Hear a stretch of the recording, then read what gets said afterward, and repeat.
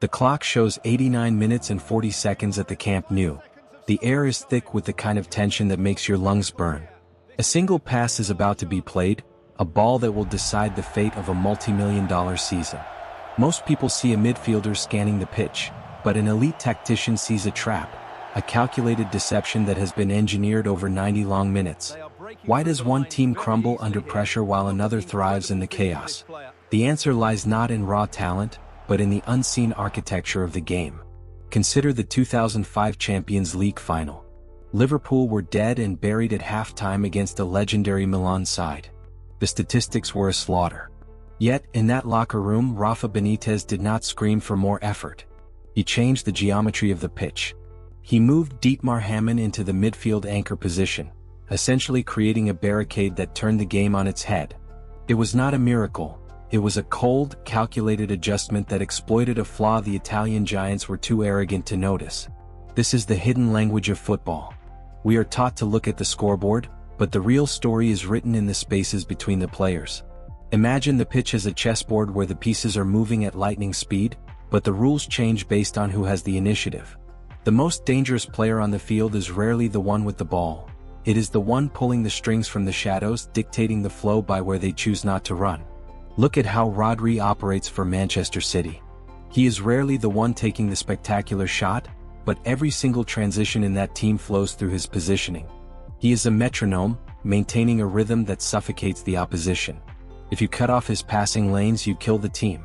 Yet, why is he almost never marked out of the game? Because Pep Guardiola uses decoys.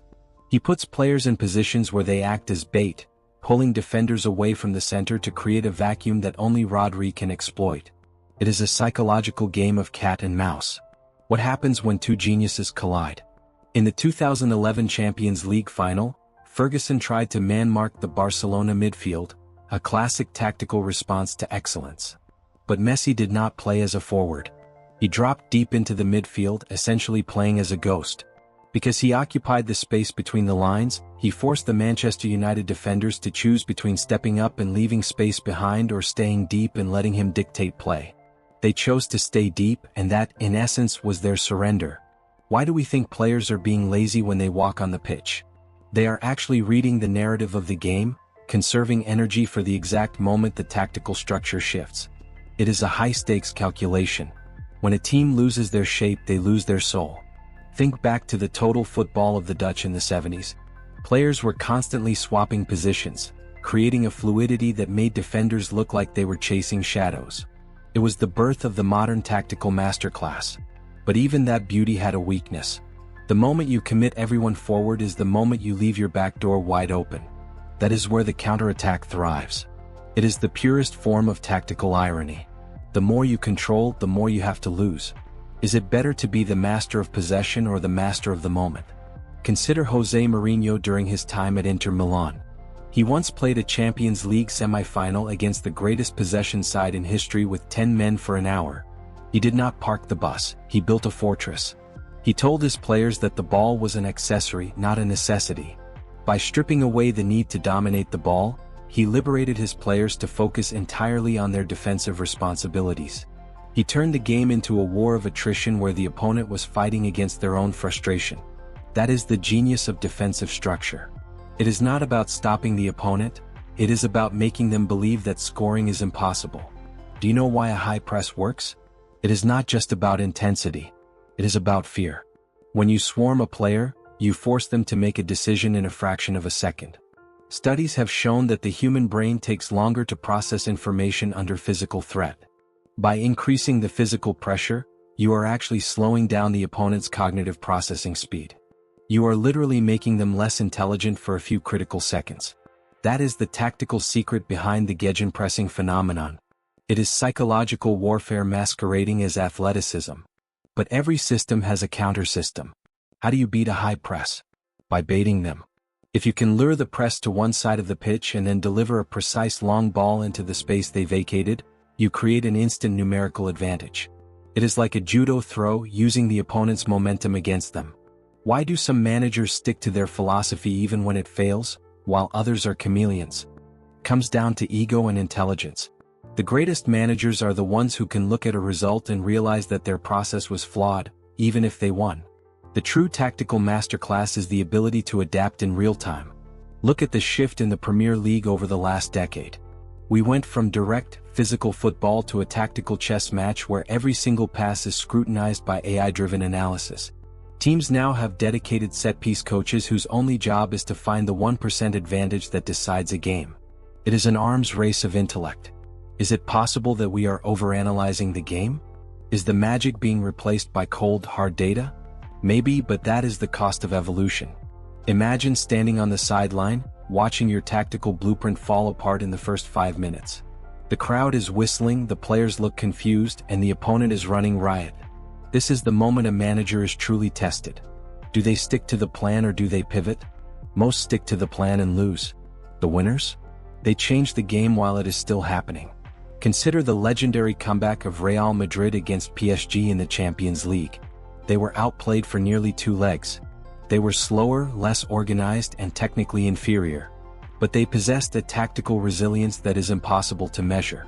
They waited for the one moment where the opponent's confidence would slip, and they pounced with ruthless efficiency. It was a victory of mentality over methodology.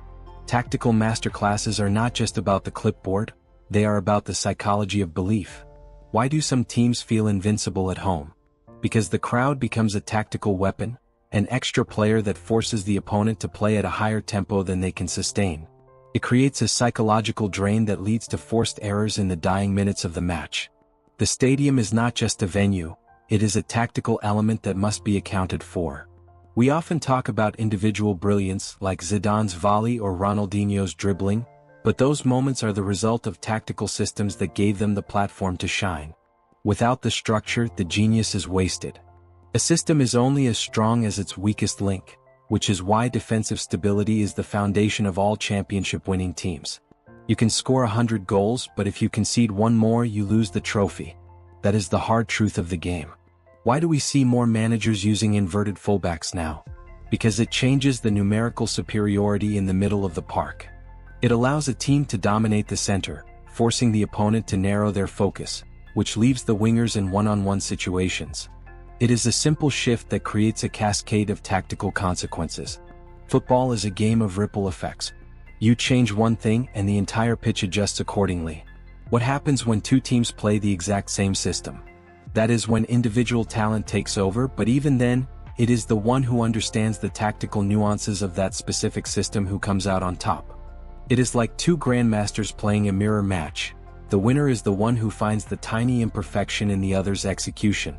We are entering an era where the tactical gap between teams is shrinking. The difference between a title winner and a mid-table side is no longer just money, it is the quality of their tactical identity. Teams are now built around specific profiles that fit a system rather than just buying the biggest names. It is a more clinical, more precise, and frankly, more dangerous way to play. But in the midst of all this science, we cannot forget the human element. Players are not robots. They get tired, they get nervous, and they get inspired. A tactical plan is just a theory until it is tested by the reality of the pitch. That is why the most unpredictable games are often the most tactical ones. Because when the plan fails, the players have to improvise, and that is where the soul of the sport resides. It is the improvisation that makes us fall in love with the game. It is the moment when a player goes off script and produces something that no computer could have calculated. So, the next time you watch a match, stop looking at the ball. Look at the defenders behind the play. Look at the striker dragging the center back out of position. Look at the midfield rotation as the pressure builds. You will see the game for what it truly is: a complex, beautiful, and sometimes brutal display of human intelligence. Is the tactical obsession of modern managers ruining the spontaneity that made football the most popular sport in history, or is it the only way to keep the game evolving to its highest possible level?